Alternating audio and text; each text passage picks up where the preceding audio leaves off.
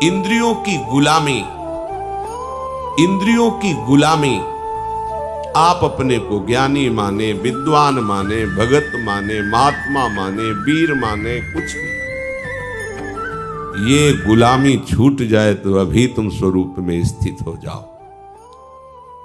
ये जो हमारी 5 ज्ञानेंद्रियां हैं, आंख, कान, नाक, जिह्वा और त्वचा, नेत्रेंद्री, श्रवणेंद्री, घ्राणेंद्री, रसेंद्री और त्वगेंद्री, ये 5 विषयों में, पूरी सृष्टि को इन 5 विषयों में रख दिया गया है। रूप, शब्द, गंध, रस, स्पर्श, ये 5 ज्ञानेंद्रियों के विषय हैं। आंख रूप, कान शब्द, नाक गंध, जिह्वा रस और त्वचा स्पर्श, इसी में सारे सुखों को, सारे विषयों को रख दिया गया है।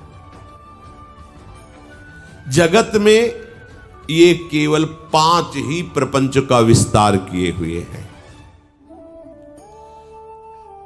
कोई इन 5 में फंसा है, कोई एक एक में फंसा है। उपासक को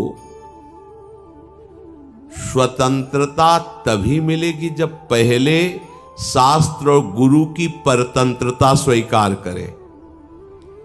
शास्त्र और गुरु का भय, शास्त्र और गुरु का शासन स्वीकार करे तो इंद्रियों के विषयों से हटने का उसको सौभाग्य मिल जाएगा। अगर वो शास्त्र और गुरु से स्वतंत्र है तो इन प्रपंच में वो परतंत्र रहेगा।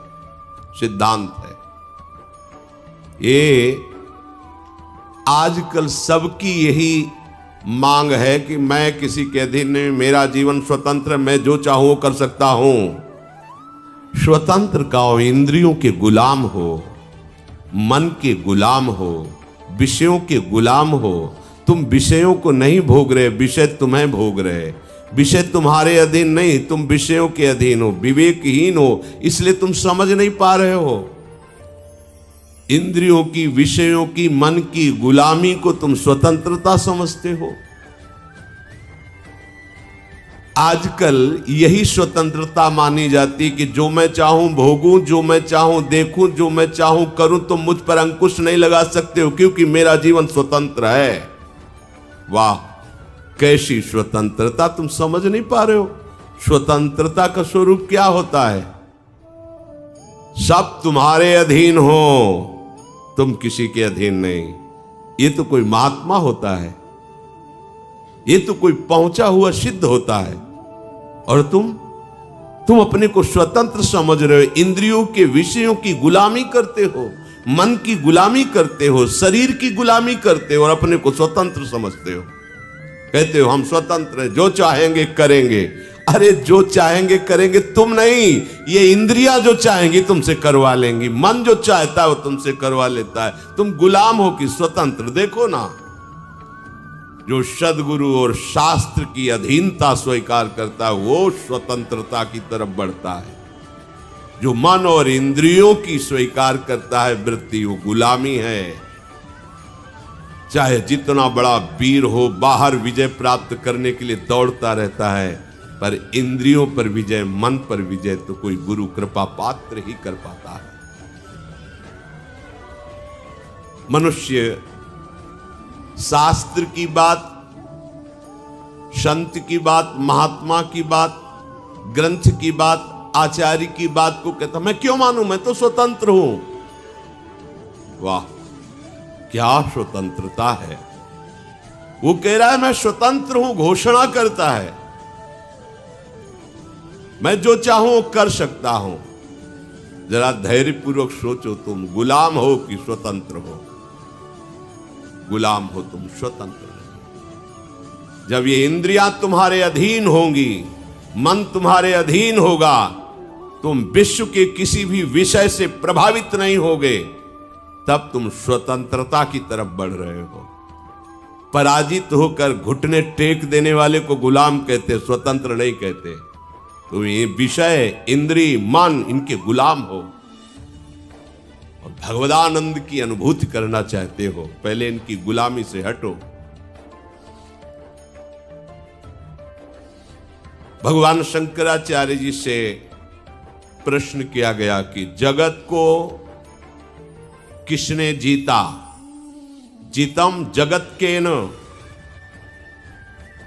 ज्ञान समुद्र है, बड़े बड़े विद्वानों को एक क्षण में मौन करा देने वाले महापुरुष।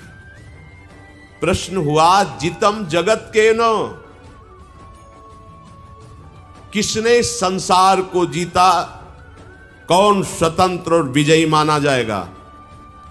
उत्तर हुआ मनो ही एनो।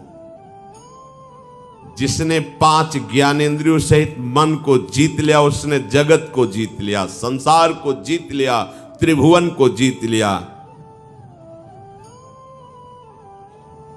बड़े बड़े वीरों को परास्त करने वाला, बड़े बड़े देशों पर विजय प्राप्त कर लेने वाला, वो विजयी नहीं कहा जाता। विजयी वो है जो विषयों के आकर्षण को, इंद्रियों को, मन को जीत लिया, उसे कहा जाता है विजयी। मामूली सा एक छोटा विषय इंद्री का तुम्हें अधीन करके पतन करवा देता, तुम्हारी दुर्दशा कर देता। तुम अपने को वीर समझते हो, स्वतंत्र समझते हो। अरे तुम ये नहीं समझ रहे कि कितनी बड़ी तुम्हारी गुलामी हो रही इंद्रियों की। वो जैसा चाह रही वैसा करवा रही है। तुम घोषणा करते हो मैं वीर हूं, मैं उपासक हूं, मैं विजयी हूं, संसार त्यागी हूं। देखो ना, इंद्रियों की, मन की गुलामी से जो मुक्त हुआ वही तो मुक्त कहा जाता है, वही तो भगवदानंद का अधिकारी होता है।